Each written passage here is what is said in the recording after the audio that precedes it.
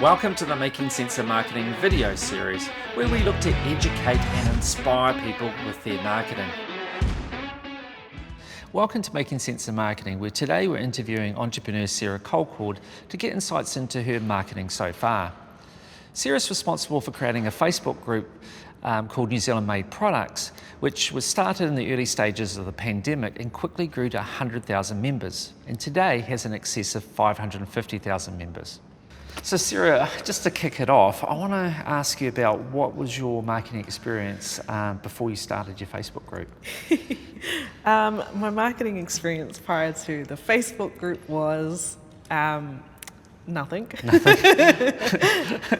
Probably as far as I ran a few Facebook ads. Yeah. Nothing too complicated or extensive. And that was for my campaign. Boosted videos I had made, boosted posts and titles that I had made to drive my campaign for my election. However, prior to that, I never ran ads for my my business, Eventa. Nothing of the sorts. Okay. Yeah, I still have ad credit with Google, things like that. Yeah. I mean, the reason I'm asking this question is because what I want to do is give small business owners confidence that they may not have a background in marketing, but it's nothing to say they can't actually learn a lot and become quite skilled at it. Oh, I've learned so much. Yeah, and that's the message I want to get across. So what was your vision for the Facebook group when you started it? When I started what was formerly called New Zealand Made Products, the Facebook group, it was to create a space or platform in which small businesses from across the country could come to it to promote their business, their products or their services. And that's exactly what I set up. Again, called it New Zealand Made Products. We can delve into that name later down in the questions. But there was, I'm going to say early now, before we head into that question, that was a wrong choice of word. Right. Bad marketing from me. Okay, well, we'll talk about that in a minute. But yeah, okay. And once you created the group, how did you go about creating market awareness? Can you talk me through, you created the group, how did you go about getting it out there, and what we saw was incredible growth in your numbers? Let's use the first week as an example. Yeah. So I've just launched this Facebook group called New Zealand Made Products. It was like Monday the 13th of April. We're in the middle of level 4 lockdown. I launched this group and I decided I'll create a little copy and paste message that I could then go message as many businesses I could find that had a Facebook page to say, hey, I'm Sarah. I've just launched this Facebook group where you can come promote your business for free, blah, blah, blah. Here's the link. That amounted to nothing. All right. I probably sent 300 messages over the span of 2 days, in those first initial 2 days. I got a few replies saying, oh, that's great, this is awesome. Otherwise, a lot of nothings. And probably didn't see any, maybe 2 or 3 out of all of those people that I had messaged actually come to the Facebook group. And it wasn't until I launched a giveaway in the Facebook group in that second day that it started getting momentum. And what was the giveaway? It was a celebration box, the business celebration box. They have like pre-made gift boxes with like lollies and things like that. I myself didn't obviously have that on hand, but I was intending to buy it for whoever won it and ship it to their address. And a requirement of that giveaway, which I believe is why it kind of did the snowball effect, is obviously like this post and then invite 10 of your friends to join the Facebook group. So I had, by the second day, 350 people in that Facebook group, right? So if you've got 100 of that 350 inviting 10 people each to enter this giveaway, then suddenly you've got 1,000 people. And this was all during lockdown, so people were at home, didn't have that much to do as well. Everyone's that at would home. have, I'm sure, helped as well. Yep. I can't tell you if there was a secret formula to the success of it, but I put it down to a few things. That giveaway, the timing of the Facebook group launching, so second week of lockdown, everyone's at home, everyone's done the first week and are now starting to feel disconnected from their colleagues, from their friends and whānau, and so they're tapping into social media a lot more than they would do pre-COVID to stay connected, right? So we've got everyone online suddenly. So giveaway, people, and the type of environment, so it was just like perfect environment. Timing is part of that. and the niche or purpose it was. So I called it New Zealand Made Products. Again, we'll discuss that later. But the purpose of the group was to support local businesses, support small businesses. That gave people were really behind that cause, right? Yeah. So that cause drove people to the group as well. Yeah. So how did you keep tabs of the competition? Because I'm just thinking, you've got all these people going, how on earth did you get tabs of them to work out who won it? Or... Oh, I mean, it's pretty easy when it comes to that stuff, like the logistics of that. You just check who, like you can highlight, you can go hover over someone's name on Facebook and you can see specific things about them when they're in a group. Otherwise, yeah, it's pretty easy. So by the end of that first week, 7,000 members. You were 7,000 by the end of the first week. Wow. So first 2 days was like 350, and that 350 was my friend invites, right? Because I started this Facebook group, then I invited my 2,000 friends to come join it. Only 300 of them joined. But yeah, by the end of that first week, it was 7,000. And with your group, did you have to approve their membership, or were they automatically a member? That's a great question. So initially it was, I'll approve them each. So that would have been busy. Yeah, actually, I found a video the other day where I filmed my screen of me pushing accept all, and it was like 2,000. It was like accept all, and I accepted it. The pop-up disappeared. Then it popped up immediately and said another 3,000 is waiting to join. That's so I filmed myself doing that. That's insane. I can't believe that. Yeah, so it was crazy. But there's a setting where you can take it off, where you can set up like a pre-approval. So if they meet certain requirements, like their Facebook group is X amount old, they have X amount of friends, it automatically approves them. Right. So I set that up in the end. There was also another setting that I had on, which was also helping to contribute to it growing, where members could approve membership approvals. Right. Which is so helpful for me. Yeah. But I had a few non-tech savvy people that were contacting me saying, hey, I think you made me an admin because I can approve members now. And I was like, oh no, that's the setting. Oh, okay. So eventually I just took it off because it was confusing. It's too hard. Yeah. Yeah. Wow. Okay. So you were at 7,000. Now, was it around that time, like you were in the media quite a bit? Like I think you were in the Herald, and I think you got on TV at some point. How did they all come about? That was a month later. A month later, was it? Yes, okay. yes. So let's fast forward, right? All right. I started getting my first media attention around just the end of April, beginning of May.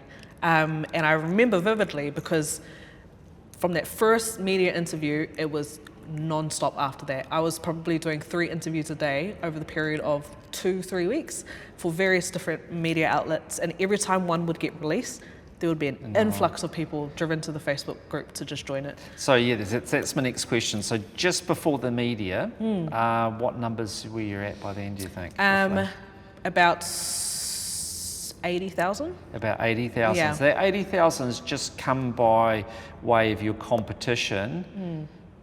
And people inviting their friends. Yeah. I watched, because I was constantly watching the group, right? I watched numerous people invite their whole friends list to join this group. Not because of the competition, like competition has passed at this point.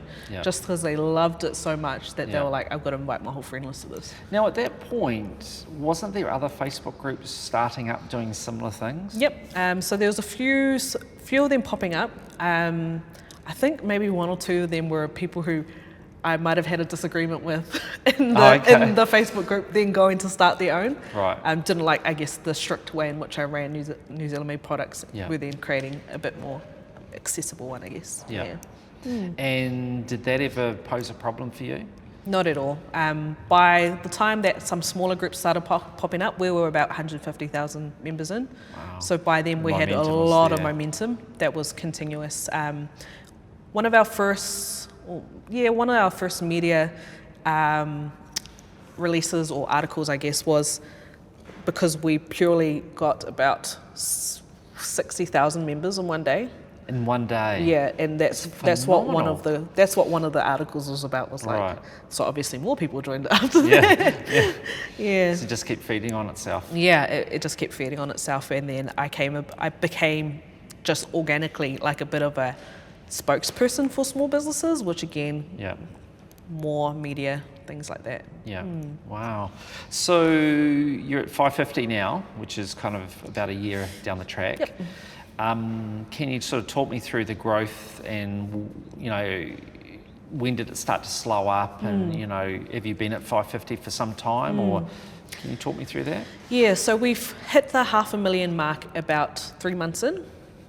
So just at the end of May, we hit The end of May. End of You're May, at we hit 500,000. 500,000. That was huge for us. It started slowing down when we hit level 3, but not significantly. People were still coming in hordes, right? But it was enough for us to notice it slowed down. So, and we saw that coming actually. Me and my team were sitting around thinking, what's it going to be like when we drop down from 4 to level 3? And how will that impact us? I remember us having that discussion. So we waited and see, and we noticed that people were now heading back to work or picking up other things, and so naturally the peak times in the day started to shift and things like that, and change to outside of work hours. So the highest peak hours were no longer like that 12 o'clock midday period. It was now 6 to 9 after work. And then we went into level 3 at some point, probably about July, I think. Again, we saw that uptake again. So as I was saying in another interview with you, I hate saying it out loud, but unfortunately we do thrive when it comes to lockdowns. Like as soon as an announcement comes, we see the uptake in the group go up. Because that was going to be my next question. Would it be fair to say that if COVID hadn't come along, that you wouldn't have been able to achieve anything like that sort of growth? Absolutely. Like I said before, I can't tell you the formula of how and why the group blew up the way it did, but the circumstances in which it did was almost perfect for it to go in the way it which it did. And if we didn't have those circumstances, that setting, would have just been another Facebook group with barely any traction, things like that. And what's the plan for the Facebook group going forward? So we'll continue to focus on growing it. We have aspirations to reach 1 million members down the track. We're obviously exploring how in which we can continue to grow its engagement. It's still a highly engaging group. We've got a really good partnership with Facebook to ensure that it's like thriving in the best ways possible, that we've got access to all of these products before they go to proper market, that we're doing user testing and things like that for some of their products. So we'll continue to focus on growing the Facebook group. Members of the Facebook group, when they win, when they thrive, we as a business, we win, we thrive. And so their success is as much as ours. So we will continue to focus on making sure they can succeed. And what was behind your decision to rebrand CHOOICE, and why did you choose that particular name? You knew this question was coming. I knew it was coming, So why we rebranded was because I ended up partnering with who is now my parent company, Indigo, to create CHOOICE. I had every aspiration or every intention, I had every intention to create a website for this Facebook group. Because from the first week, all I was hearing, all of the feedback I was getting was, you need to make a website, you need to make a website. And so it was early on the agenda for a long time to create a website for the group. And so saw that as an opportunity to not just create a website, but to do a total rebrand. Reason for that rebrand as well is because I mentioned this briefly in the beginning. I called it New Zealand Made Products, right, with the intention to replicate the Australian group. When I was creating the Facebook group and I picked that name, completely went over my head the niche in which I was signing myself up to. My intention was to create a platform that that supported small businesses, regardless of if they were New Zealand made or not. Right, okay. And then I set up this Facebook group, a little bit gullible, naive, set that name, couldn't change it. Because once you pass a certain number of members, Facebook stops you from changing that name. So here I was stuck with this name. And on the other hand, we decided that we'll allow, as long as you're a small business based in New Zealand, you can promote yourself. So we've got this name saying New Zealand Made Products, but we've got businesses promoting themselves that weren't necessarily creating New Zealand Made Products. So there was a bit of butting heads, and often we found a lot of our moderation time as a team was getting taken up by us having to deal with conflict from members being aggressive to businesses saying your products are not made in New Zealand. So a lot of our mediation was they're allowed in the group. We're just stuck with the name. We can't change it until blah, blah, blah. So I went through a couple months progress with Facebook to get that ability back. Yeah. And so we obviously timed it for when we launched the website and we launched the rebrand. We'll do both of them at the same time. Yeah. And so that was end of July, or we just say August 1st actually, when we first did that rebrand. Yeah. So I guess to conclude that we changed the name because actually we weren't just about New Zealand made products and we were going to run into trouble at some point. Yeah. Maybe even legally run into trouble at some point. And what about that particular name? What made you choose that particular name? Oh, CHOOICE. Went through a branding session and I was getting a particular vibe from New Zealand made products. Yeah. It was like Kiwi as. Yeah. And that's what it was. We were seeing the best of the best of what made us Kiwis and things like that coming through. And so I guess just after that branding session, we were like, CHOOICE. CHOOICE is the name for it. Right. So we went out to go get choice.co.nz and somebody had taken the domain name. Okay, bugger. Yeah, so someone had taken the one choice spelt normal, so it was our intention to spell it normal. Yeah. And they were like, let's just add an extra O. Extra awesome. That's what we'll go with. So yeah, so now we're with CHOOICE and we've really enjoyed playing into that Kiwi as brand that we've been rolling with. So, okay, so because that was going to be my next question, what does CHOOICE mean to you? So to you, it's Kiwi. It's Kiwi as, yeah. And for you, what does a brand mean? Like, what to you is a brand? A brand is the perception like that someone has about a certain thing. It's the reputation. It is what you stand for ethically and morally as well. Yeah. It's so much more than just a logo. I'm pleased you said that. I was wanting to see what you so much there. More than just a logo or a business card or whatever. Yeah. It is so many of these different elements. I'm the brand too. Yeah. I've come to learn that Sarah Colcord is the CHOOICE brand. It feeds into a lot of the anxiety that I've had towards what I post on social media. What perception am I making? Because at the end of the day, I could make a decision privately or on my own socials that could impact CHOOICE because of my association with it. Yeah. There's a lot to a brand, Yeah, there is. There is, and that's an important message for small businesses too. You know, it's more than just the logo. A lot of people think, oh, I've created my logo, I've got my brand. Well, no, that's only a very small component of it. Yeah, a good tester would be ask your friends what they think of CHOOICE. Like I ask my friends, what do you think of CHOOICE? What they say is what the brand is. That's how I would perceive the brand to be. Yeah, their feedback. Yeah, and if their feedback's not what you want, then the challenge is then to evolve it so that it becomes what your vision is for it. Absolutely. Yeah. Okay.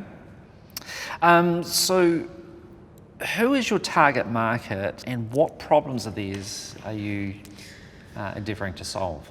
Our target market is small businesses. So at the end of the day, although we're a marketplace where we have a very large portion of consumers or shoppers buying things, we're here not for shoppers, we're actually here for small businesses. So at the end of the day, we serve small businesses. They're our target market. We're trying to address pain points such as digital technology. So we have such a low uptake of digital tech here in New Zealand in terms of people who have e-commerce websites or even just social media pages or a page for their business. And so that's a pain point that we're trying to address is making it not only easy but accessible and as good as possible. I've learned that Kiwis have an attitude towards they don't like things changing or they like the way things are. They're not big on change, and so that's something that comes with that challenge as well. We like to say, or I like to say, that we aspire to be pioneers in this space with small businesses in the small business ecosystem in terms of creating products or initiatives that address their pain points or their needs before they even realise they have one. So that's big for us as being the trailblazers in this space. And so people that want to get on your website, how do they go about doing that? Yep, so you can head to choice.co.nz, again, choice with 2 O's. And you can set up a store on there, create your listings, and then promote your business products and services. And is it free for them to create the listing, or do they have to pay to create the listing? From 22nd of May next month, we introduce a $5 membership fee for those who are signing up on our website. So the price of a coffee, and we also take a 5% commission from every sale that you make. Right. The upside to that is that sometimes from one post you can sell out of all of your products. We've had this lady reached out to us the other day to say that she used to make 30 sales in a year, but with one post she makes that 30 sales. Wow. Yeah, That so would be like amazing for her. it's a huge investment. Like it's $5 a month, right? Plus the 5% commission, but the investment that you're making is going to be huge for your business. We've had people who have been able to scale their business so quickly that plans that they had for 3 years down the track, they're now doing this year. You know, they've got leases, they've got heaps of staff because the sales are consistent. That's something we're proud about as well. We're not like you post once and then that's it. People have had regulars come back. That's something we're really proud of. It's been sustainable for a lot of our businesses. Yeah. So when you say about posting, like are people like they're putting up their web page with their products, and are you saying that then they go on to the Facebook group and do a post, and then that sends them drives people back? Yep. Right. So the thing that we're trying to educate our vendors about, and I guess this goes back to marketing, is that it's not enough to just have a website, right? Like people are going about setting up Shopify stores and they launch them and expect to just sell out of their products without no marketing coming into that. Yeah.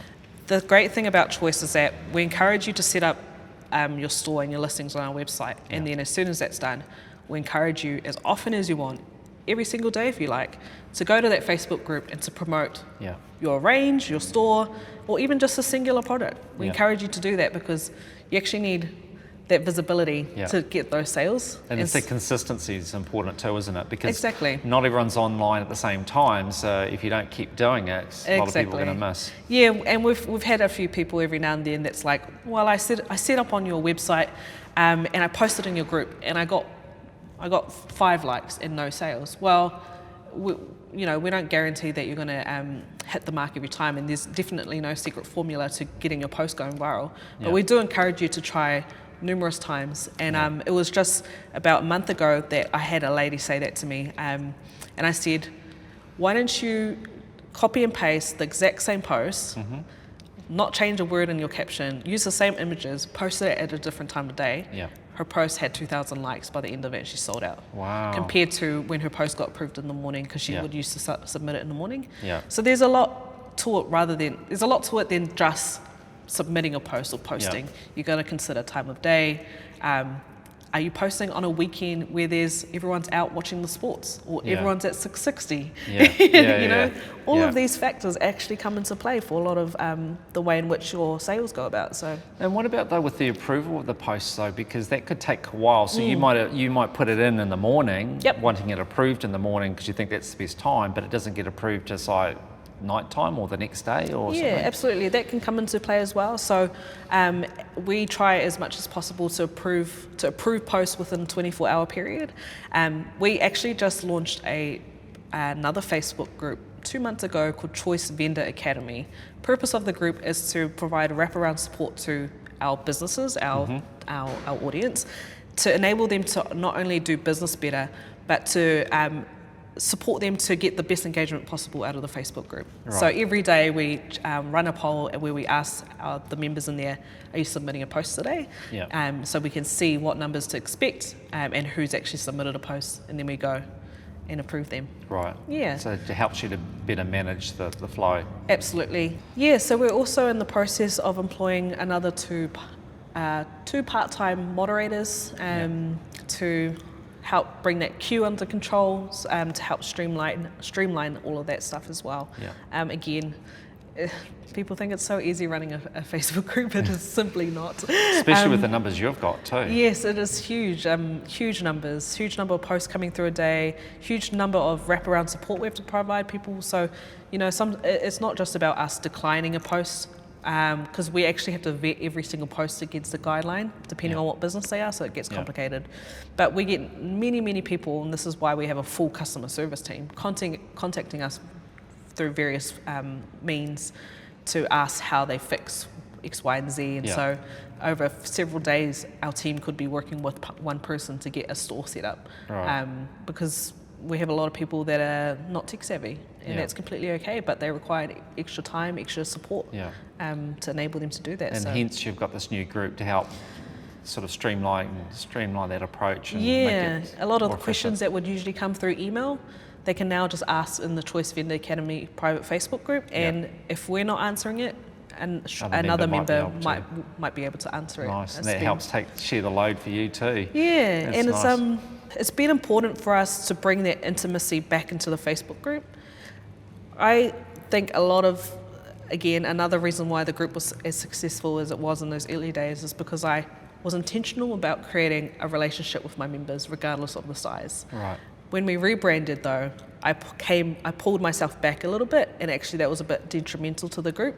And so a lot of the members missed that intimacy with me because I used to post quite often in there. Right.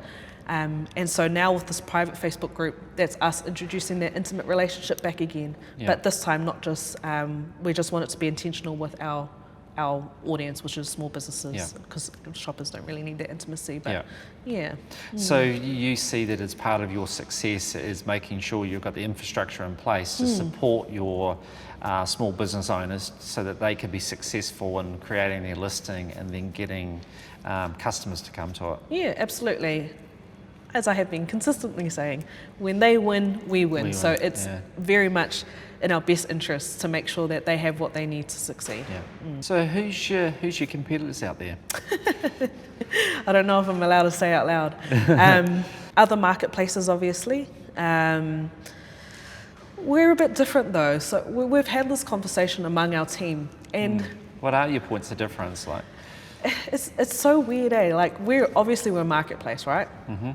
Facebook is actually our competitor. We're a little bit annoyed when they introduced Facebook Market or Instagram Shops. Sorry, right. That was around the time when we were planning to launch the website. I think they launched Facebook Shops in soon. We're like, oh no, because their one's free. Yeah. Otherwise, we've been having this discussion recently, and we've been trying to figure out like what is our niche, like what is actually our niche. We can't say it's New Zealand made because it's not. We've got a large portion of products on there that are New Zealand made, more than the non-New Zealand made. Yeah. But we wouldn't say that's our niche. We would say small business is our niche. We're a marketplace for small businesses. But we can't pin ourselves in who is our competitors because what we sell is random. Like the highest grossing seller on our website is someone who sells teaspoons from the secondhand store that she sourced. Wow. Things like that. Yeah. It's not anything in particular. It's just we coined it the other day. We just call it stuff. Yeah. Just random stuff. Random stuff. Yeah. It's not a particular category either. So it's interesting. Yeah, and I guess like Trade Me you'd consider would be another competitor of sorts as well. Yeah, somewhat. Although, they're a little bit different, obviously, in which you can sell secondhand stuff. A large proportion of their products are. You could probably say that what's it called? Felt might be a competitor of choice. Right. They're again another New Zealand marketplace for creatives and artisan handmade goods, but again, Choice doesn't solely focus on artisan or handmade goods, although we have a large proportion. Again, it's just random stuff. Yeah. So we're probably more closely to Etsy. That's actually the closest comparison that people have been comparing us to is Etsy, because they've got lots of random stuff. Yeah. Than the other ones. Yeah. And it's interesting though, isn't it? Though, like at the end of the day, though, like it would be like saying to McDonald's or saying to Burger King, don't bother going into the burger market because McDonald's is already here. Yeah. Or to Pepsi, don't bother making drink because Coke's already there. Yeah. there's always, just because there's someone there doesn't mean there isn't room for someone else and doing something maybe a little bit different. Yeah, absolutely. And we've noticed that, it's been a little while since we've been out of lockdown or things like that, and we're still continuing to have high engagement, high amounts of people coming through the Facebook group. I'm still getting numerous media opportunities and stuff like that, and we celebrated our 1 year birthday on the project last week, so it's very much still front of mind for people as a place, and actually quite proud to probably say it's a bit of a household name now. Even though we're far past COVID or that initial first lockdown, that was the catapult for us. Yeah, so it gave you the momentum, didn't it? Yeah, and there was in those early days a lot of questions top of mind around if we get out of lockdown, does that mean choice will disappear because there's no more need for it? Everyone will go back to their brick and mortar stores, go back to the markets, things like that. But actually, no, we've seen that sustainability and that consistency all the way through. Did you worry in the back of your mind, given your experience you told me about with your event planning and how you had all those contracts and they disappeared? Did you worry that kind of history might repeat and you have this big thing happening with choice and then next minute it disappears as well? Yeah, absolutely. It's still something that I will just briefly think about occasionally, because there's no guarantee of a tomorrow, let alone a guarantee that choice will be here next week. And so don't take any days for granted and just continue to do the absolute best that I can in the time that I have with it. Oh, good on you. And in terms of your marketing plan, what channels are you using and planning to use going forward? To continue with your market awareness and draw people both to the website as buyers and sellers? Actually, it's really exciting because it's been 10 months as a business, CHOOICE the business, and we're in a really good place as a team. We're finally wrapping our heads around this huge beast, finally feeling like we've got a sense of control over the direction in which we want to take and how we want to do it. And we're moving forward. You will see, or probably have seen it, an uptake in us doing TikToks. So we're wanting to utilize TikTok because they've got a really powerful algorithm actually to grow our brand awareness there. Our Instagram is looking so beautiful. We did a complete not user experience, the other one, visual. We changed the visual branding of that Instagram recently, and it's surprised us because we weren't utilizing Instagram shops before, but we thought we'd try it out, and it's performed better than we expected. Wow, okay. So we're actually tapping into Instagram quite a bit now, and using it as one of our key channels. Our Facebook page, so we've got the Facebook page along the Facebook group. Obviously, whatever you post on the Instagram, we kind of replicate there. So TikTok, how could I forget? We're now branching into creating a YouTube channel. And lots of YouTube content. I don't know if people can see, but we're in this huge warehouse here with the intention that it is a studio where we just make so much random content to hit all corners of the internet. And so... and what sort of content are we talking about? Are we talking videos to promote certain products or...? Yeah, so I'll take you through some of them. So we've got CHOOICE unboxings. That's where me and Monty Beetham, we unbox stuff that small businesses on CHOOICE has sent to us. And it's our first time seeing it, and we just have first impressions, like opening it to the actual product itself, and it's a little bit of a promo for those businesses. We also have this show called Watch Choice of Choice, where essentially me and Monty, or Monty himself, at the end of the week, we reflect on what's happened in the last week. We also have Choice Story Bro. It's kind of like a play on Cool Story Bro, but Monty comes up with all of these names, by the way. Okay.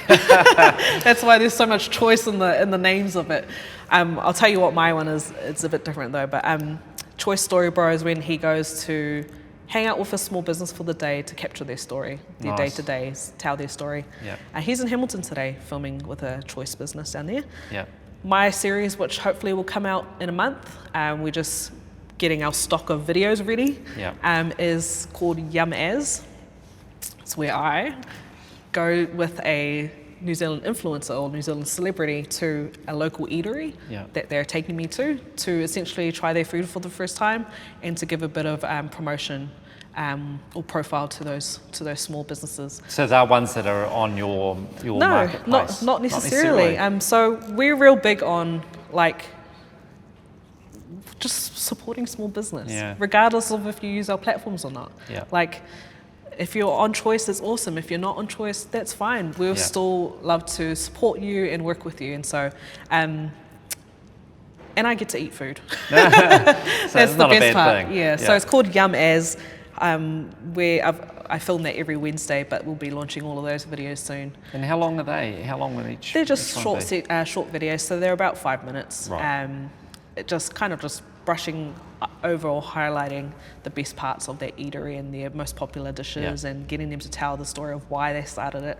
Yeah. And obviously a bit of me eating burgers, and things like that. So that's been fun so far? so fun. Yeah. Of course, I'm not gonna complain about food during the week. No. Yeah, so that's been exciting, and otherwise we call them our social dinosaurs. They're our younger team. They make all of our TikToks and things like that. Right. So we're in the early stages of just experimenting. But there's a lot though, isn't there? When you think about it, like, imagine if you're trying to you couldn't do it on your own. You just couldn't. You'd need a lot of people around you to be doing all these things, which they all sound amazing initiatives, but it all takes time and it all takes resource, doesn't it? Absolutely, a lot of resource, a lot of time, a lot of humans involved. But if there's one, I guess, word of encouragement that I could leave with those watching is just do it. Like, we can sit around and try and polish our plans before we go out and do something, but actually what's been big for us is that we just go out and film it. Don't worry about it being polished. The first thing you need to do is just go out and do it, and then as you go through that journey, things will get polished organically. You'll refine it. And I think that's a really, really important message, and it's a message I try and convey too, is that you're better to get out and do it.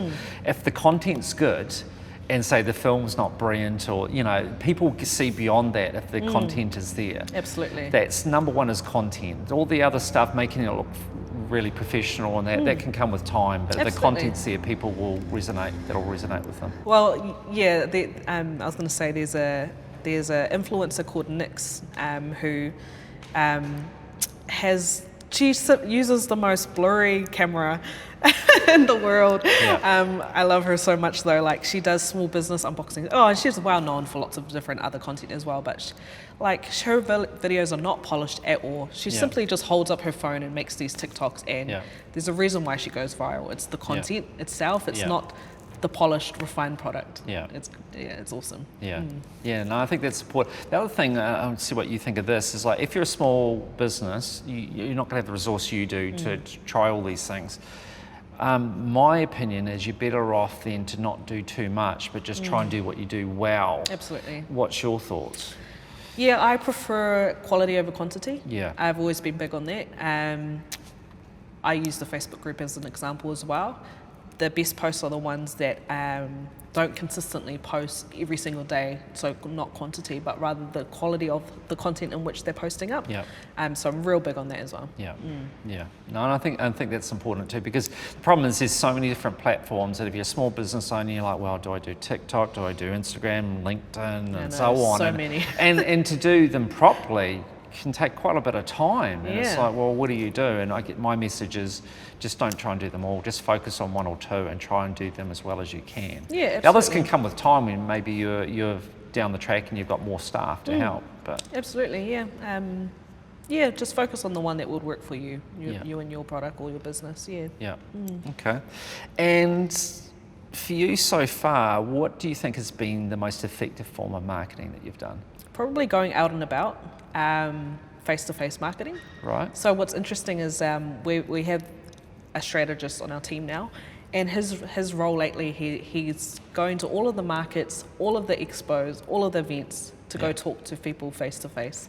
And we've actually seen that the impact of that on our end in terms of people coming back to Choice. People who didn't realize we rebranded and thought we had actually disappeared off the planet of the earth, and said, I didn't realize you changed your name. And so having those face-to-face conversations with people has actually been really powerful. And like I said, we've seen it transfer on our end in terms of the data we're getting and things like that. Yeah. So a message that I have for people is that if you want to really be successful, you need to really know your market. And what I'm hearing is that's what you're doing. You're sending someone out to really get to know the market and feeding that back, so that you are really reflecting what your target market wants, and therefore should see that the uptake and your participation will be enhanced because of that. Yeah, absolutely. We want our services to work for those who we serve, and so the best way to refine those services to be able to serve those people is to get to know the ins and outs, to get to know their pain points, even just to reintroduce them to CHOOICE, because they didn't see the announcement that we rebranded and thought we just closed the Facebook group. And so, Okay. And just one final question, getting back to kind of the question I asked you with the other interview. What's your plans for the business over the next 5 years, including your vision for what the business might look like in 5 years' time? Yeah, so like I said in the other interview, I don't make plans for as far as 5 years, let alone a year.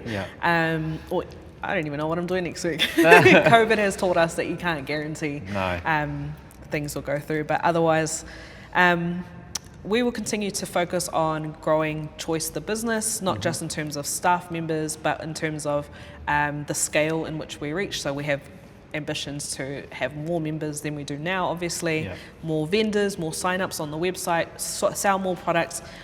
We're going to hit $2 million in sales soon in terms of the website, and so that's something that we want to continue to speed up. We want to hit those milestones a lot quicker. And yeah, I guess on social outcomes, I'm real big on supporting our Māori and Pacific people to thrive in business and entrepreneurship, and so I want us to continue to create pathways for them to come through CHOOICE or come through our other brother and sisters like Manaki, or even our parent company Indigo, be able to come through. Also big on creating pathways for women to work. As we know, women were hit the hardest during COVID-19 lockdown. They made up 10,000 out of the 11,000 recent redundancies, and so we really that much. 10,000. Wow, that's quite frightening, isn't it? Yeah, so we want to continue to create pathways for women to come into the workforce, and we'll hopefully have a really snazzy new website before the end of the year, because we're working with an MVP at the moment. Our MVP is doing the best it can, but it's a bit of a challenge because we've built it on WooCommerce, which doesn't have a kind of like a plugin that could cope with the scale in which we're at. There's marketplace plugins and things like that, but none for 5,000 people and 60,000 products. Much smaller scale marketplaces. So we intend to build from scratch later on in the year.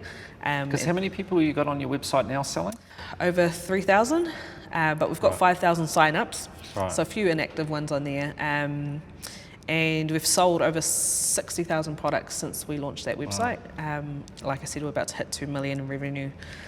I'm not even sure how many products we have on there anymore. It's a lot though. But we need a new website. And can I just ask you, just for people listening, you referred to MVP before. Can you just explain to us what that means? Yep, MVP is minimal viable product. So we took to market what we see now, the current CHOOICE website, as just what we could do with the limited resources we had and the very short turnaround that we needed to get it done with. So it's simply the minimal viable product. And so obviously we have aspirations later in the year when hopefully we secure more funding, more capital, to build from scratch what we always intended to build, which was this really beautiful, really efficient, really user-friendly website. Well, good on you. It's exciting. Very exciting. Incredible journey in such a short space of time. And for me, one of the things is it's just timing. You're right place at the right time with COVID, and one of the nice positive stories to come out of COVID. Yeah, absolutely. It's been awesome to be involved in something that has been able to change lives across the country. I don't take this opportunity for granted. As I shared in my other interview, I had a lot of ups and downs before coming to meet CHOOICE. And I love it. Love this mahi. All right. Yeah. Well, congratulations, and thank you so much for taking your time. And I think everyone that watches or listens to this is going to find it enjoyable and learn something from it. So Thank you for the opportunity. it's going to help share and go forth with the journey of helping others. Awesome. So thank you very much. Thank you.